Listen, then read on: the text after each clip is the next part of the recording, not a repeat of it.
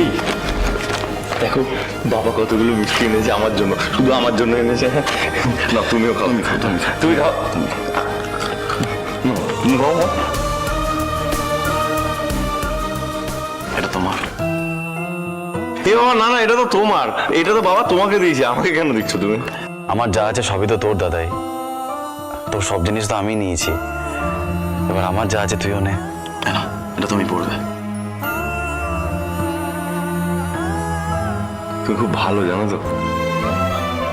আমি কিন্তু দুজনের জন্যই এনেছিলাম।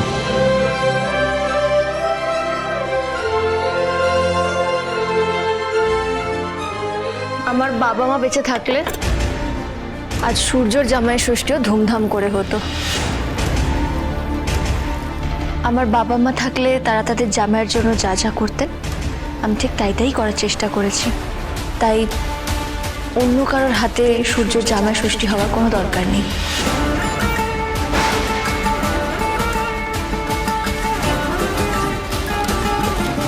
তোমার স্পর্ধা তো কম নয়,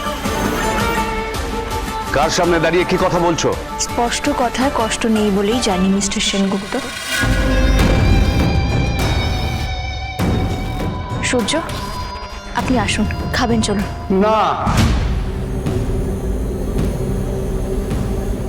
সূর্যের জন্য আমি যা এনেছি ও তাই নেবে। দিদি তুমিই বলো, সূর্যর কি তার ডিভোর্স হয়ে যাওয়া বউয়ের বাবার হাত থেকে জামাই ষষ্ঠী খাওয়া উচিত,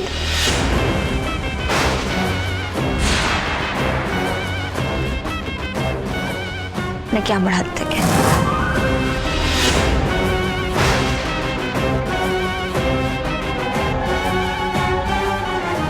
এই এই দুটো একটু ধরো তো। হ্যাঁ বাবা রেগে গেছে, বাবা রেগে গেছে।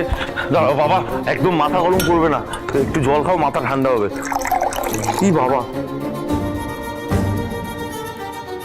এনাও বাবা জল খাও, মাথা ঠান্ডা হবে। তুমি খুব রেগে যাচ্ছ, এটা ঠিক না। কি করছো কি? একটু মাথা ঠান্ডা রাখো। তোর ডাক্তারবাবু বর্তমান স্ত্রী ফিরে এসেছে, সে কথাটা তুই আমাকে আগে জানাসনি কেন? কেন পড়ে আছিস এখানে?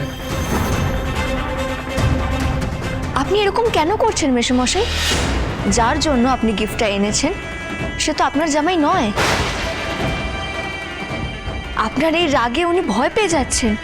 ওনাকে একটু শান্তি করে খেতে দিন, এত কষ্ট করে আমি এগুলো বানালাম। সূর্য আসুন আপনি। না, কিছুতেই হতে পারে না। অজয়বাবু আপনি একটু শান্ত হয়ে বসুন। শান্ত হয়ে বসুন মানে? এর মানেটা কি করে শান্ত হব আমি? এত কিছুর পরেও আপনি বলেন যে শান্ত হতে।